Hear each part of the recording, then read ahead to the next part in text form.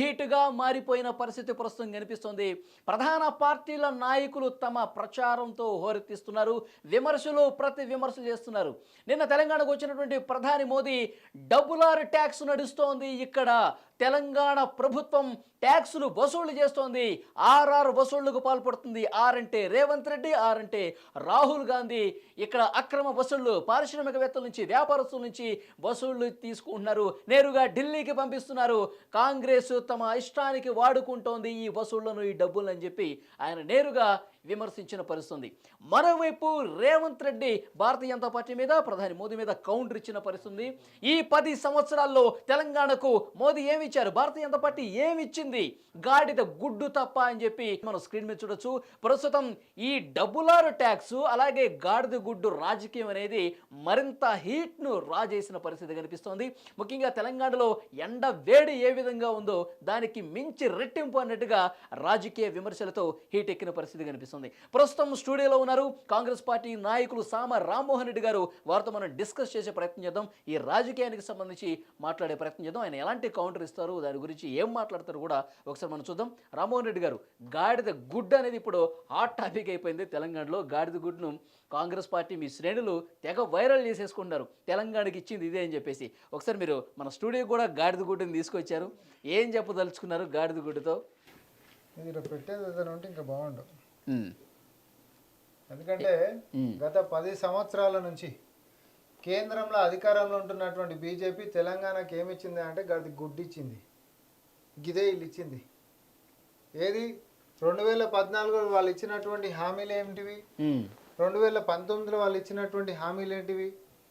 Okay, ఈరోజు 100 రోజులు కాగానే కాంగ్రెస్ పార్టీని 100 రోజులైనా మీ గ్యారెంటీలు ఏమైనా మాట్లాడేటటువంటి సన్నాసులు మరి 3650 రోజులు అయినటువంటి మీ పరిపాలన దున్నపోతు లెక్క పెరుగుతుంది కదా. ఇప్పుడు పసిగొడ్డు లెక్కనేమో ఈ ప్రభుత్వం ఉంది, 100 రోజులే అయ్యింది. కానీ మీది దున్నపోతు లెక్క పెరిగినటువంటిది 3650 రోజులు అయింది. మరి మీరు ఇచ్చినటువంటి గ్యారెంటీల సంగతి ఏందని చెప్పి తెలంగాణ ప్రజలు కూడా అడుగుతారు. అవును సార్, మేమే కోరుకున్నాము, మేమే తెచ్చుకున్నాము. రేవంత్ రెడ్డి గారి అధ్యక్షతన పార్టీ బ్రహ్మాండంగా నడిపిండు. కేసీఆర్ అనేటువంటి పాపాలు, అకృత్యాలు లేకపోతే అరాచకాలు చూడలేకపోయినాము. ప్రభుత్వం మారాల్సిందే అని అనుకున్నాము, కానీ మార్చుకున్నాము. ఆయన పాపం ఆయన వంతుల ఈరోజు ఉంటున్నటువంటి ఆర్థిక పరమైనటువంటివి అందరికీ వ్యవస్థ అంతా తెలిసిన పుస్తకం లెక్కనే కాంగ్రెస్ పరిపాలన చేస్తా ఉంది రాష్ట్రంలో.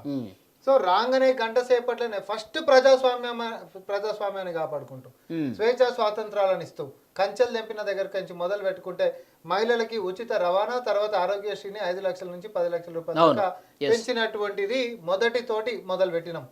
దాని తర్వాత 500 రూపాయలకే సిలిండర్ చేసినాం. తర్వాత 200 యూనిట్ల ఉచిత విద్యుత్ మేము చేసినాము. దాని తర్వాత కొలువుల జాతర అనేటటువంటిది మేము అన్నటువంటిది. వాళ్ళంటారు పాత నోటిఫికేషన్స్ ఉన్న కోర్టులలో కేసులలో ఉన్నటువంటి కేసులని వాటిని పరిష్కారం చేపించి మరి కొలువులు ఇచ్చినటువంటి చరిత్ర కాంగ్రెస్ కు ఉంది. మీకున్నంటే అవి కోట్లలో ఉన్నాయనే వంకతోటి మలగుడి ఎక్కువదు 2018లో ఆ పాతోడు అట్లనే చేసిండు కాబట్టి. సో కొలువులైనా, అభివృద్ధి అయినా, సంక్షేమాలైనా మా మేనిఫెస్టోలో ఇంకొక భాగం ఏంటంటే అవినీతి చేసినటువంటి వాళ్ళని చర్యలు తీసుకుంటాం అన్నాము. అవి కూడా దర్యాప్తులు ఇంకొక పక్క కొనసాగుతున్నాయి లేదా? ఒకసారి మనం గాడిద గుడ్డు గురించి మనం మాట్లాడుకుందాం. అసలు ఈ 10 సంవత్సరాల కాలంలో ఏమీ ఇవ్వలేదు, గాడిద గుడ్డు తప్ప అని చెప్పేసి అన్నారు. మరి 10 సంవత్సరాల కాలంలో ఏమీ ఇవ్వనప్పుడు అప్పుడు అధికారంలో ఉన్న బీఆర్ఎస్ అంత గట్టిగా పోరాటం చేయలేదా? దానికి కారణం ఏంటి? ఏం లాలుచి నడిచిందా బీఆర్ఎస్కి, బీజేపీకి ఏంటి? ఇప్పుడు ఒకటి చెప్తా. ఫస్ట్ కేంద్రము బీజేపీ ఇచ్చినటువంటి మాట ఏంటిది అనేది మాట్లాడుకోవచ్చు. తర్వాత మరి బీఆర్ఎస్ కొట్లాడిందా, కొట్లాడలేదా అంటే కొట్లాడలేదు కాబట్టే ఈ గాడిదగుడ్డి మిగిలిచ్చిపోయిండు వాడు వీడిద్దరు కలిసి. నువ్వు ఒక్కడు కొట్లాడినా కూడా దాని కథ వేరే ఉండు. 2 ఎంపీలు ఉన్నప్పుడే తెలంగాణను తీసుకొచ్చినా అని చెప్పి పొంకనాలు కొట్టేటటువంటి బాతల పోషెట్టి, కానీ అధికారంలో ఉండి ముఖ్యమంత్రి లెక్క ఉంటున్నప్పుడు 9 ఎంపీలు ఉంటున్నప్పుడు కూడా మరి మనకు విభజన చట్టంలో మనకు రావాల్సినటువంటి హక్కులు వలిగారు, నేను మళ్ళీ చెప్తున్నా సార్ మాకు కొంచెం చూడండి అని చెప్పి అడుక్కునేటివి కాదు.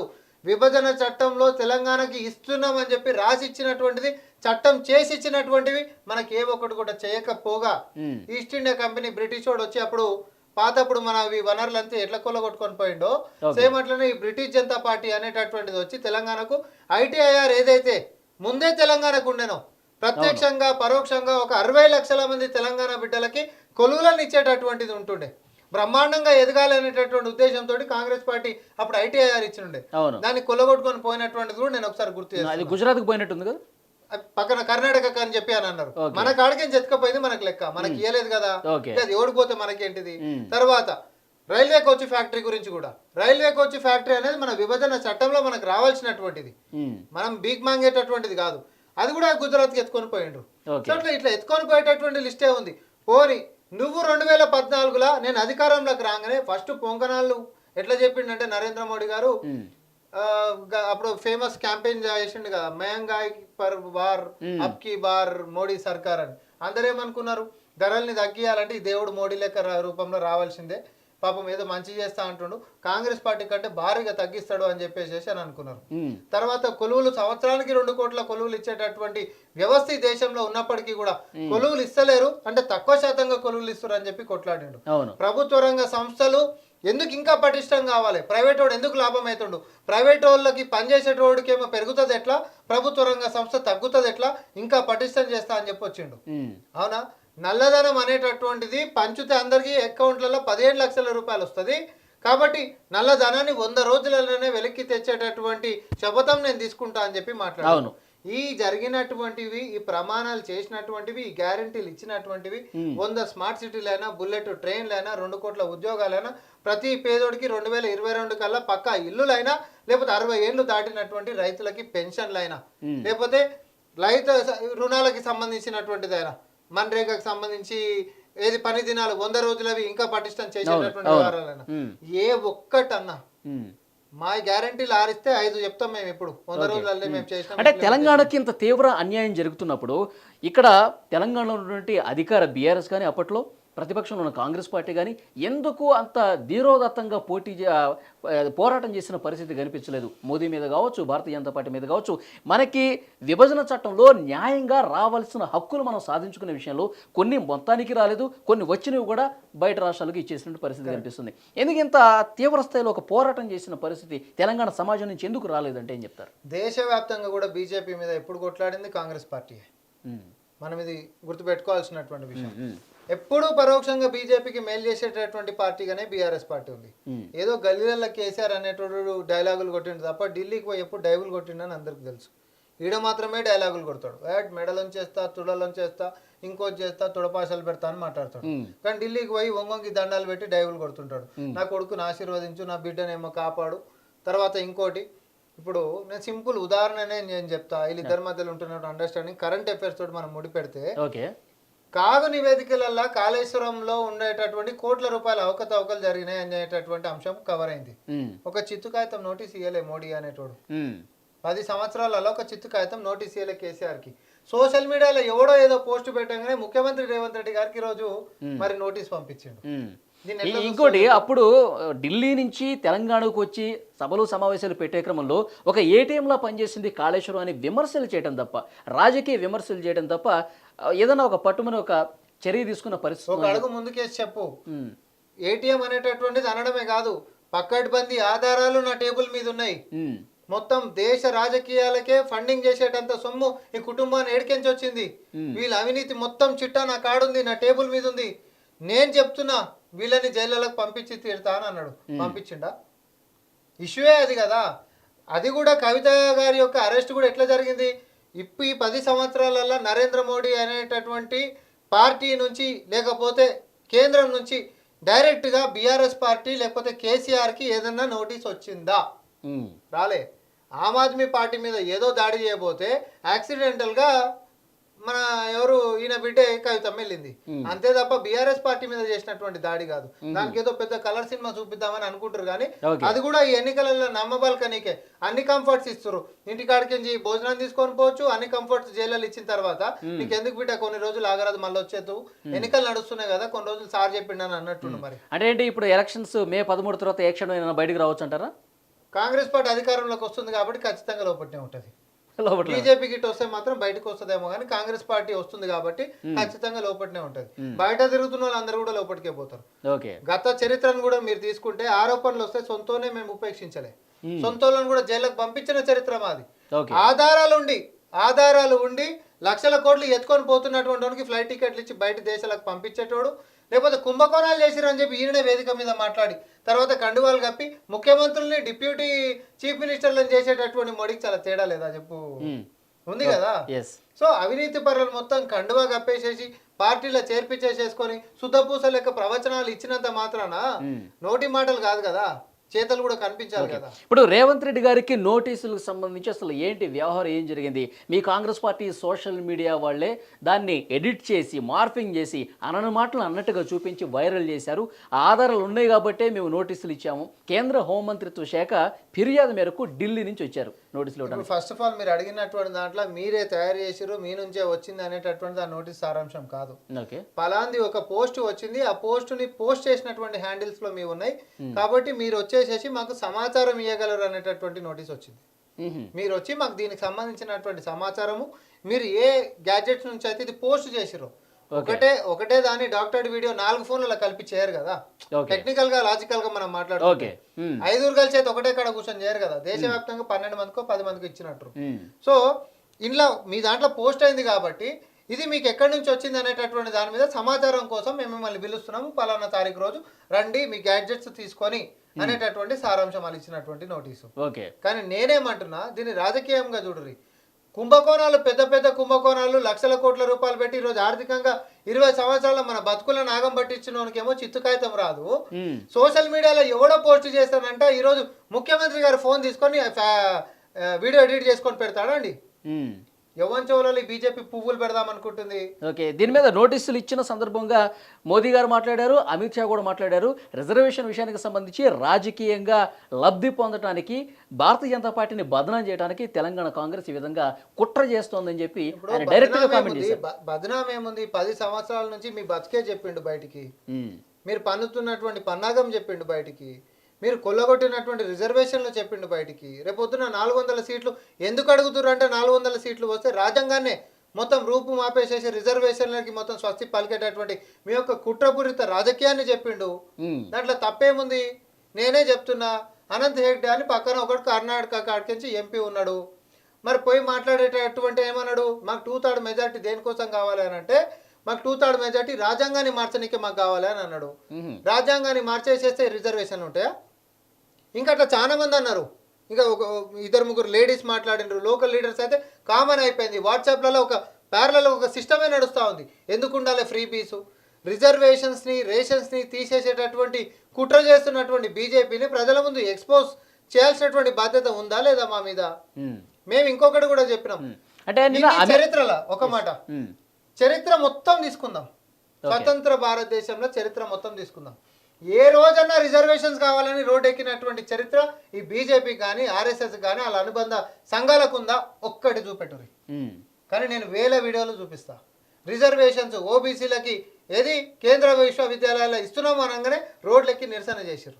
మండల్ కమిషన్ ఇంప్లిమెంట్ చేస్తున్నాం అని చెప్పి వీపీ సింగ్ ఆ రోజు అనగానే మద్దతుని ఉపసంహరించుకున్నారు. కమండలం అని చెప్పి ఇంకో రాజకీయాన్ని చేసేసేసారు.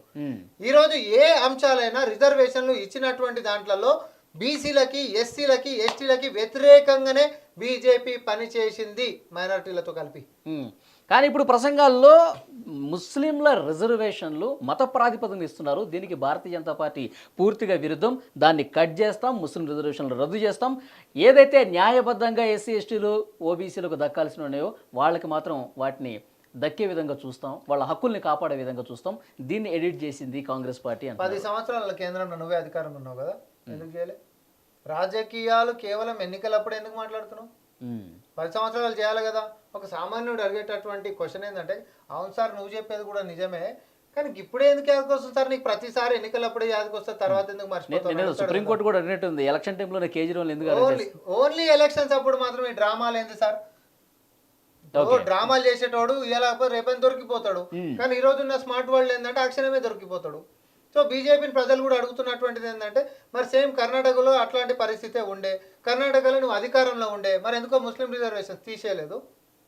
చెప్తున్నా, ఇంకొకటి చెప్తున్నా, తెలంగాణకు వచ్చి దేశవ్యాప్తంగా ఏడ మాట్లాడకుండా తెలంగాణలో అది మాత్రం ఎందుకు మాట్లాడుతున్నారు? ముస్లిం రిజర్వేషన్లు తీసేసి మేము ఓబీసీలకు ఇస్తాము అని అంటే, ఓబీసీలు అనేటటువంటి వాళ్ళు ఆత్మగౌరవంతో కూడుకున్నటువంటి వాళ్ళు. ఒక నోటికాడి బుక్క కావాలని చెప్పి ఇట్లా ఏమంటారు వెయిట్ చేసుకుంటా కూర్చునేటోళ్ళు కాదు. వాళ్ళ కాడ ఉంటున్నటువంటి ఒక బుక్కనే 10 మందికి పెట్టి తినేటటువంటి వాళ్ళు, అందరం బాగుండాలని చెప్పి కోరుకునేటోళ్ళు. రాజ్యాంగబద్ధంగా వాళ్ళకి రావాల్సినటువంటి హక్కులు రాజ్యాంగ సవరణలతోటి మాకు కావాల్సిందే అనేటటువంటి కొట్లాడుతుంది తప్ప నీ నోటికాడ బుక్క గుంజుకొని మాకి మేము మాత్రం తినేసేస్తాం అనేటటువంటి ఆత్మగౌరవం లేనటువంటి పనులు ఎవరు చేస్తలేరు. సేమ్ మాటలు కర్ణాటకలో కూడా కొట్టిరు డైలాగ్ బీజేపీ, బెత్తం పట్టుకొని కొడితే బెంగాల పడ్డది బీజేపీ. సేమ్ డైలాగ్ తెలంగాణలో ఏం కొట్టిరో గదే డైలాగ్ ఆడగొట్టిరు. కానీ మేము కాంగ్రెస్ పార్టీ నుంచి ఏం చెప్తున్నాం అంటే అసలు రాజ్యాంగాన్ని కూని చేసేటటువంటి కుట్రలు చేస్తున్నారు అని అంటున్నాము. వాళ్ళు చేసినటువంటి దాంట్లో ఇప్పుడు వాళ్ళ దాంట్లో నిజంగా రాజ్యాంగాన్ని మార్చేసే పరిస్థితి ఉందా? నిజంగా అలాంటి సిచ్యువేషన్ కనిపిస్తుంది అంటారా?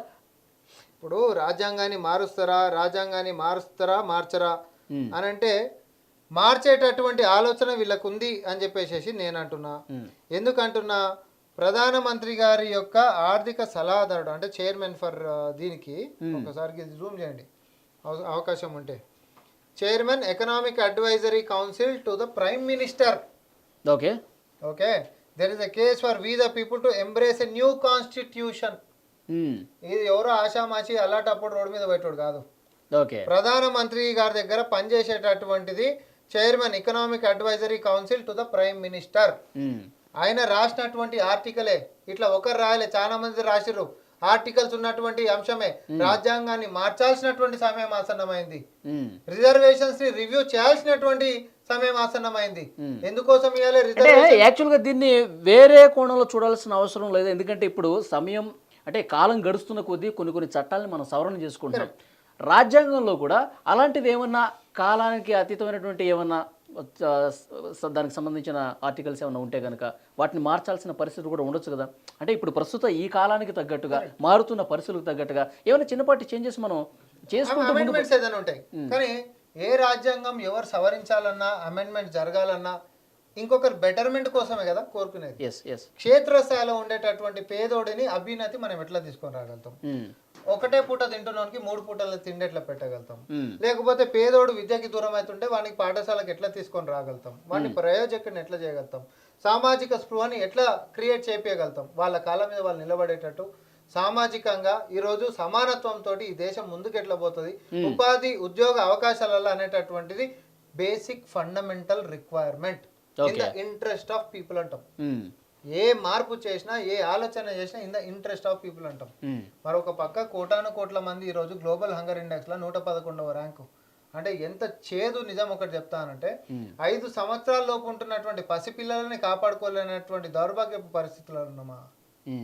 ఒకప్పుడు ఇంపోర్ట్ చేసుకున్నాము. స్వతంత్ర భారతదేశంలో మనకు స్వాతంత్రం వచ్చినాక కూడా ఆకలితో ఉండేటువంటి ఈ యొక్క దేశాన్ని ఇంపోర్ట్ చేసుకుంటే ధాన్యపు గింజల్ని తప్ప బతకలేని పరిస్థితి దగ్గరికించి ప్రపంచానికి అన్నం పెట్టే స్థాయికి కాంగ్రెస్ పార్టీ తీసుకొని వచ్చింది.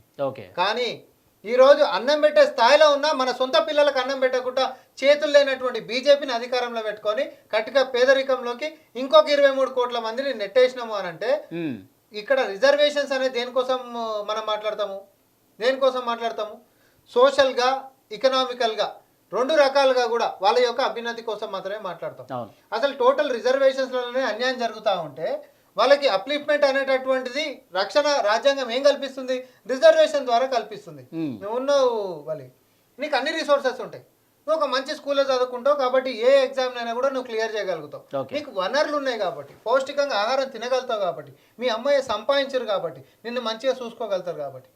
అసలు పని చేయకపోతే ఆ పూటకి తిండే లేనటువంటి వాళ్ళు కోట్ల మంది దేశంలో ఉంటున్నప్పుడు వారి యొక్క మంచి గురించి ఆలోచించాల్సినటువంటి మన మీద అవసరం ఉందా లేదా, ఇది నేను అడుగుతున్నా. ఇప్పుడు కార్పొరేట్లకి ట్యాక్సులు తగ్గించి 30% ట్యాక్సులు గత కాంగ్రెస్ సర్కార్ ఉంటున్నప్పుడు కార్పొరేట్లకు ట్యాక్సులు ఉంటుండే. నువ్వు వచ్చినాక 22% కార్పొరేట్లకు ట్యాక్సులు తగ్గించినావు, అంటే బలిసినోడికి తగ్గించినావు. కానీ రొట్టె ముక్క మీద పన్నులు వేసినావు. ఎవరిది పన్ను కట్టించి ఇప్పుడు ఈ రిజర్వేషన్లకు సంబంధించి ఎలక్షన్ టైంలో దీన్ని తెర మీదకి తీసుకురావడం వెనుక ఉన్నటువంటి వ్యూహం ఏంది? అంటే పూర్తిగా రాజకీయ ప్రేరేపితంగా, అంటే ఒక విభజన రాజకీయానికి తెరదీసినట్టు భావిస్తుందా కాంగ్రెస్? నేను ఒకటే చెప్తా, ఆర్ఎస్ఎస్ భావజాలతో ముందుకు పోయేటటువంటి బీజేపీ 1925లో వాళ్ళు సంకల్పించుకున్నటువంటిది 100 సంవత్సరాల రిజర్వేషన్లు లేనటువంటిదే ఉండాలి. అసలు ఫస్ట్ మహాత్మా గాంధీ గారిని కూడా పొట్టన పెట్టుకున్నటువంటి అంశం ఏంటిది అని అంటే ఎక్కడనో గడప బయట బతికేటటువంటి జాతుల్ని తీసుకొచ్చి సమానంగా కుర్చీల మీద ఎట్లా కూర్చోబెడతారు ఈ కాంగ్రెస్ కొడుకులు అనేటటువంటి కక్ష కట్టి మొదటి తీవ్రవాద అయినోడు ఈరోజు మహాత్మా గాంధీని పొట్టన పెట్టుకున్నటువంటి ఒక చేదు నిజం నేను మీకు చెప్తా ఉన్నా. గుండెల గుళ్ళు దిగినప్పటికీ కూడా హేరామని చెప్పి రాలిపోయినటువంటి వాడు శ్రీరామ భక్తుడు అవుతాడా? భగవంతుడి రాముడి పేరు వాడుకొని ఈరోజు పేదోళ్ళని కటిక పేదరికంలోకి నెట్టేసి రోడ్డు మీద పడి సావండి అనుకునేటోడు రాముడి భక్తి అవుతాడా?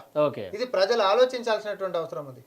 మానవ సేవే మాధవ సేవ అని నమ్మేటటువంటి మనము వసుదైవక కుటుంబకం అనేటటువంటి సిద్ధాంతంతో ముందుకు నడిచేటటువంటి Congress party simple fundamental definition నేను చెప్తున్నా, విగ్రహాలకి మొక్కేదే, కానీ అక్షరాలు రావాలి అని అంటే చదువు టీచరే చెప్పాలి. అవునా? లక్ష్మీదేవత అంటే విగ్రహానికి మొక్కగా జోబులో పైసలు రావు. సో నీకు ఒక ఉపాధో ఉద్యోగమో ఇస్తే 4 రూపాయలు సంపాదించుకునేటటువంటి అవకాశం ఇస్తే నీ జోబులోకి 4 రూపాయలు వస్తే లక్ష్మీదేవత వస్తుంది. సరస్వతి దేవి కూడా గంతే కదా. రోజు దండం పెట్టని పిల్లలకు దండం పెట్టి ఇంటికి పంపిద్దాం, చదువు వచ్చేస్తుందా? దండం పెట్టించేది మన సాంప్రదాయం అయితే, నేర్పించేది మన బాధ్యత అవుతుంది. బాధ్యతను విస్మరించినటువంటి బీజేపీ ఈరోజు రిజర్వేషన్స్ కాదు, వాళ్ళ ఒక మనుస్మృతి అని అంటే హైరార్కీ, పలానా జాతులే ఎంతసేపు రూలింగ్ చేయాలా, మిగతా అన్ని జాతుల్ని కూడా శూద్రుల లెక్క చూడాలా, వీళ్ళు మెదడిని అప్లికేషన్ కూడా చేయొద్దు, వీళ్ళేంద్రమా ముందు అసలైనటువంటి రాజ్యాంగము మనం రాసుకుంది, అంబేద్కర్ రాసింది, వీళ్ళందరూ కలిసి రాసింది కాదు. అనాది సంధి వస్తున్నటువంటి ఏవైతే వివక్షలతో కూడుకున్నటువంటిది ఉందో అదే మా రాజ్యాంగం అని నమ్మేటటువంటి వీళ్ళు ఈరోజు రాజ్యాంగం ముసుగులోనే దాన్ని పక్కకు జరిపి నీరు గార్పించేటటువంటి ప్రయత్నాలు చేస్తున్నటువంటి దాన్ని కాంగ్రెస్ పార్టీ చెప్పింది. ఓకే, ఇప్పుడు మాజీ ముఖ్యమంత్రి కేసీఆర్ గారి గురించి మాట్లాడుకుందాం. నిన్నటి సభలో మనకి 12 నుంచి 14 ఎంపీ స్థానాలు వస్తే కనుక నామా నాగేశ్వరరావుని కేంద్ర మంత్రిని చేద్దామని చెప్పేసి అన్నారు. అంటే ఏ ప్రాతిపదికన ఆయన డైలాగ్ వేసినట్టు? ఇప్పుడు అది ఎటు వచ్చేది లేదు, సచ్చేది లేదు. కొండకి ఎంటికని కట్టిండు, వస్తే కొండ పోతే ఎంటికి అన్నట్టు ఉంటుంది కేసీఆర్ లెక్క. ఇప్పుడు ఆయన మీద నమ్మకమే గిట్టుంటే అసలు పోయినా మొన్నసారే మీకు అధికారం ఇచ్చేటోళ్ళు. మీరు నిజంగా మొన్న ఒక డైలాగ్ అన్నాడు కదా, గుండెలలో ఉంటాడు కేసీఆర్ అని చెప్పి. నిజంగా గుండెలలో ఉంటే మాత్రం ఖచ్చితంగా మీకు మొన్ననే అధికారంలోకి వచ్చేటోళ్ళు. మీరు గుండెలలో లేరు, పాతాళంలోకి పోయారు కాబట్టి మీకు బండగట్టి బంగాళాఖాతంలో పడేసారు. ఈరోజు మీ చరిత్ర ముగిసిపోయింది. మీకు అవకాశం మెండుగా ఇచ్చిండ్రు. ఇంకోటి, బంగారు పల్లెంలో మిగులు బడ్జెట్ తోటి రాష్ట్రాన్ని ఇచ్చారు. అర్థమవుతుందా? కానీ నువ్వేం చేసినావు? అప్పుల కుప్ప చేసేసేసి భవిష్యత్తును అంధకారంలో నెట్టేసిపోయినావు. మీరు అధికారం చేపట్టే సమయంలో ఖాళీ కుండలు ఉన్నాయి అన్నారు కదా. ఖాళీ కుండలు ఉన్నాయి, ఆయన కూడా క్రమశిక్షణతోటి ఈ రోజు ఆర్థిక పరమైనటువంటి విషయాలు ఎట్లా జరుగుతున్నాయి? సమయానికి జీతాలు వస్తున్నాయా లేదా? మహిళలకు మేము చెప్పిన సంక్షేమాలు అందుతున్నాయా లేదా? అది ఉచిత ఆగస్టు 15 లోపు ఈ 2 లక్షల రుణమాఫీ అవుతుందంటారా? ఖచ్చితంగా చేసి తీరుతాం. అది ఆల్రెడీ దానికి సంబంధించినటువంటి విధి విధానాలు మొత్తం అయిపోయినాయి. ఎన్నికల కూడా వచ్చింది. ఇంకా మా అన్న మంచోడు కాబట్టి 2 రోజులు అవతలకే చెప్పిండు డేట్ ఎందుకైనా మంచిదని.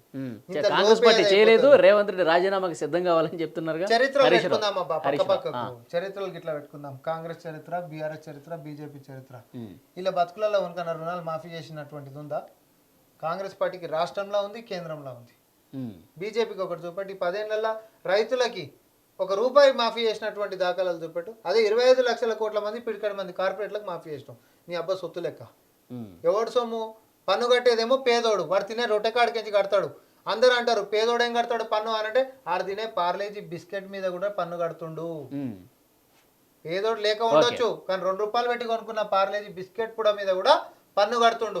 నేను తినేదానికి నేను బాధ్యత. కానీ కొల్లగొడుతున్నటువంటి వాడు, ప్రభుత్వ రంగ సంస్థల్ని అమ్మి దోషి పెడుతున్నటువంటి వాడు పన్నుని మాత్రం కట్టకుండా, కొత్త కొలువులేమి ఇవ్వకుండా మనకు మాత్రం పంగనామాలు పెడుతున్నాడు. ఓకే, డబుల్ ఆర్ ట్యాక్స్ గురించి ఒకసారి మనం మాట్లాడుకుందాం. ఏంటి వాళ్ళ దగ్గర ఎలాంటి ఆధారాలు ఉన్నాయి, ఎలాంటి విషయాలు వాళ్ళకి తెలిసినాయి? ఈ కామెంట్ చేయడానికి కారణం ఏంటి, ఏమనుకుంటున్నారు? ఏమో మరి నాకైతే తెలియదు. డబుల్ ఆర్ ట్యాక్స్ అంటే దొంగలకేమో గట్ల కనిపిస్తుంది. ట్రిపుల్ ఆర్ సినిమా వచ్చింది, ట్రిపుల్ ఆర్ సినిమా మాకేమో ఆర్ఆర్ అని అంటే రేవంత్ రెడ్డి గారు, తర్వాత ఆర్ఆర్ అంటే రైతు రాజ్యం అని మాత్రమే మాకు తెలుసు. కానీ వాళ్ళు ఏదో కనిపెట్టి కొత్తగా వచ్చి ఏదో చేద్దామని అనుకుంటే అన్ని వ్యవస్థలు నీకాడనే ఉన్నాయి కదా.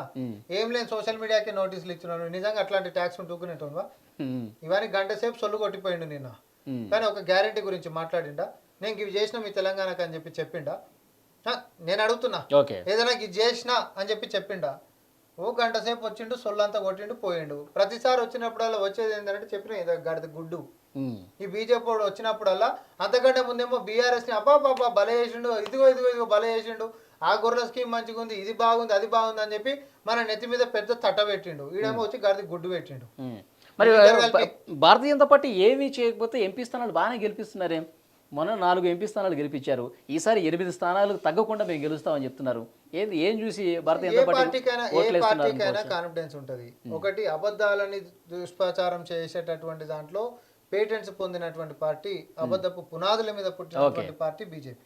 అవునా కాదా? అట్లాంటప్పుడు బీజేపీ ఫేక్ ఫ్యాక్టరీ ఏదైతే ఉంటుందో అబద్ధాలను మాత్రమే జనాలకు చెప్పడం, భయాన్ని మాత్రమే జనాలకి పుష్ చేయడం, ప్రజల యొక్క దిమాక్లోకి పక్కనోడు వస్తాడంట, మనం నచ్చేస్తాడంట, మన పని అయిపోతుంది, వాడు మోడీ గిట్ట లేకపోతే మనందరం ఆగమైపోతాం. ఏంది అయ్యేది? వందల సంవత్సరాలు ఎన్నో వేరే వేరే దేశపోడు వచ్చి ఇన్వేషన్ చేసినప్పటికీ కూడా ఈ సనాతన ధర్మమైనా లేకపోతే హిందూ సాంప్రదాయాలైనా నిలబడ్డాయి. ఈ 10 ఏళ్ల ముంగడుతుంది మోడీ వచ్చినాకనే కత్రాలో పడ్డాయి అని అంటారు. మరి అసలు మోడీని మార్చేస్తే అయిపోదు, మళ్ళీ మంచిగా అయిపోతుంది. సో ఈ మతాల మీద అసలు మీ ఇండియా కూటమిలో ప్రధాన అభ్యర్థి ఎవరు అని ప్రశ్నిస్తున్నారు. ఒక్కొక్క సంవత్సరం ఒక్కొక్క రాహుల్ గాంధీ గారు ప్రధాని ఉంటారంట. రాహుల్ గాంధీ గారు ఒక్కొక్క ప్రధాని ఉన్న చరిత్ర ఎప్పుడన్నా ఉందా? యూపీఏ 1 యూపీఏ 2 కూటమిలోనే కొట్టుకున్నారు. నేను చెప్తున్నా యూపీఏ 1 యూపీఏ 2 మీ బతుకుల కన్నా ఎన్డీఏ ఉంటున్నప్పుడు ఎంతమంది మారారు? ఏ రోజన్నా ఒకసారన్నా ఫుల్ టర్మ్ చేసినటువంటి పరిస్థితి మీకుండేనా? ఎవరికి చెప్తారు వాళ్ళు గారు అసలు ఇల్లు. నువ్వంటున్నావేమో నీకంటే ముందు వాజ్పేయి ఆ 10 సంవత్సరాల టెన్యూర్ తీసుకో, ఎంతమంది మారారు వాళ్ళు? ఎందుకు ఈ కాకెన్బుల్ స్టోరీస్? పనికి శాతగానోడు అంట పెద్ద పెద్ద పొంకనాలు కొట్టిండంట. సో ఫైనల్ గా సోషల్ మీడియా నోటీసులకు సంబంధించి ఏం చేయబోతుంది కాంగ్రెస్ పార్టీ? ఇటువంటి తాటాకు సప్పుడులకు బెదిరేది లేదు, అదిరేది లేదు, వాటితో అయ్యేది లేదు, పోయేది లేదు. అదేమని ఉంటే చట్టపరంగా ఈ రోజే రమ్మన్నట్టున్నారు కదా, పోయిరా మరి ఎవరన్నా? ఎవరు పోయినట్టయితే ఇన్ఫర్మేషన్ అయితే పోలేరు కదా. ఇది వాటి వాడికి బెదిరేటోడు ఓడుంటాడు. ఇటువంటి కాగితాలు ఎన్నో చూసిండు. ప్రతిపక్షంలో ఉన్నామనే కింద అధికారంలో ఉన్నప్పుడు ఎగిరైన డ్రోన్ల మీదనే జైల్లో వేసినటువంటిది. కానీ రేవంత్ రెడ్డి అనేటటువంటి ఒక వ్యక్తి ఆయనకి ఎట్లా అని అంటే ఒకడు బెదిరిస్తే బెదిరేటటువంటి టైప్ కాదు, ముంగటి పోయి వంగేటటువంటి టైప్ కాదు. ఈడ్చి కొడితే ఏమైంది? అహంకారాన్ని అధికారాన్ని దింపిండా లేదా? మళ్ళీ అట్లాంటి వాటితోటే మోడీ కూడా పెట్టుకుంటుండు. మళ్ళీ అదే పని అవుతుంది. ఆయనని ఎంత రెచ్చగొడితే ఉల్టా మీకే అంత డ్యామేజ్ అవుతుంది తప్ప అంతకు మించి వేరేది ఏమన్నా మీరు అర్థం చేసుకోవాలి. ఖచ్చితంగా అంటే ఇచ్చిన ఎఫ్ఐఆర్ మీద కొంత మేము అధ్యయనం చేసి దీని మీద స్పందిస్తామని చెప్పారు.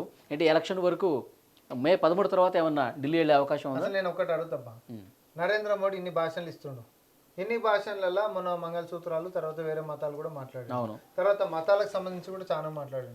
ఎందుకైనా పర్సనల్ వెబ్సైట్లకి ఆ స్టేట్మెంట్ డిలీట్ చేసి చెప్పు. ఆయన మీద కూడా ఫిర్యాదులేనే. అంటే బయట మాట్లాడి అఫీషియల్ వెబ్సైట్లో కూడా పెట్టుకోలేని దొంగతనం నువ్వెందుకు చేస్తున్నావు? మరి నీకు నువ్వు నోటీసులు ఎందుకు వస్తలేవు? చట్టం నీకేమో చుట్టం అయిపోయింది, మాకేమో అదైపోతుందా?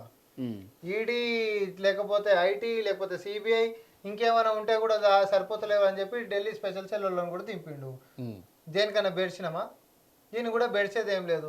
ఖచ్చితంగా భుజాల మీద మోసుకొని గుండెలలో పెట్టుకొని తెలంగాణలో ప్రజా సర్కార్ వచ్చింది, ప్రజల పరిపాలన కొనసాగుతుంది. ఆగస్టు 15 తారీఖు కల్లా రుణమాఫీలు చేసినట్టు సొంత బిడ్డ లెక్క చూసుకుంటారు తెలంగాణ ప్రజలు. ఇలా ఏషాలు కట్టుకొని వచ్చి పిచ్చి పిచ్చి మాటలు మాట్లాడి సొల్లుగొట్టి పోయాడు. తెలంగాణలో ఇద్దరు కలిసి కొట్లాడుతున్నారు కదా, బీజేపీ బీఆర్ఎస్ ఇద్దరు కలిసి కొట్లాడుతున్నారు కదా. మీకు ప్రధాన పోటీ ఎవరు ఇప్పుడు? ఇక ప్రధాన పోటీ అంటే ఇలా వాళ్ళకి మద్దతు చేసుకున్నప్పటికీ ప్రధాన పోటీ జాతీయ పార్టీల మధ్యలో ఉంటది కాబట్టి బీజేపీ వర్సెస్ కాంగ్రెస్ అనేటటువంటిది లైన్ ముందుకు పోతుంది. ఎన్ని స్థానాలు వస్తాయని ఒకటే లెక్క 14 పక్క. ఇది మీరు రాసి పెట్టుకోరు. రోజు రోజుకి కూడా నేను ఒకటే చెప్తున్నా, రోజు రోజుకి కూడా అంటే మినిమం పక్క అంటున్నాం. ఆ రెండు కూడా వచ్చేటటువంటి అవకాశం లేకపోదు కదా. కానీ మేమేమంటున్నాం అంటే it's not about over confidence. యూనివర్సిటీలో చదువుతున్నటువంటి పిల్లల కాడికి మొదలు పెట్టిన ప్రచారం, నేషనల్ ఫెలోషిప్ ఇటు 10 ఏళ్ల సంది ఎస్సీలకు ఇస్తనే లేడు. ఇవన్నీ ఫేక్ డ్రామాలు, నమ్మొద్దు. రిజర్వేషన్స్ ని కాన్స్టిట్యూషనల్ అనేటటువంటి వీళ్ళు అడ్డం పెట్టుకొని మరి రిజర్వేషన్ డిస్కంటిన్యూ చేసిండు. గుజరాత్ లో కూడా గుజరాత్ యూనివర్సిటీలో ఎస్సీ రిజర్వేషన్ ఇంప్లిమెంటేషన్ అయితే లేదు. లేకపోతే మొన్న ఇచ్చినటువంటి 2018 నుంచి 2022 వరకు ఏవైతే ఇండియన్ సర్వీసెస్ కి సంబంధించినటువంటి కొలువులు ఉండేనో బీసీలకి ఓబీసీలకి 27% రిజర్వేషన్ ఉంటుంది, అవునా? ఎస్సీలకి 15% ఉంటుంది, ఎస్టీలకి 7.5% ఉంటుంది. అన్నిట్లలో కూడా సగం బడ కొలువులు మాత్రమే అకామిడేట్ అయినాయి. మీతో అన్ని ఎక్కడ పోయినాయి అంటే రాజ్యాంగం ముసుగులోనే సగం బడ రిజర్వేషన్స్ ని కోతబెట్టినటువంటి మోడీ సర్కారు రేపొద్దున రాజ్యాంగాన్ని మొత్తం మార్చేసి మొత్తానికే కథం పట్టిద్దాం, సగం తీసేస్తేనే ఎవడేం అడిగినటువంటిది లేదు, సో మొత్తం తీసేస్తే ఎవడేం అడుగుతాడు అనేటటువంటి. చూద్దాం రామ్మోహన్ రెడ్డి గారు, ప్రజలు ఎవరి పక్షాన ఉంటారు? విమర్శలు ప్రతి విమర్శలు అయితే చేసుకుంటున్నారు తీవ్ర స్థాయిలో. ముఖ్యంగా తెలంగాణలో కాంగ్రెస్ అలాగే మరొక జాతీయ పార్టీ అయినటువంటి బీజేపీ మధ్య పోటీ ఉంటుంది అని చెప్పి చాలా స్పష్టంగా చెప్తున్నారు.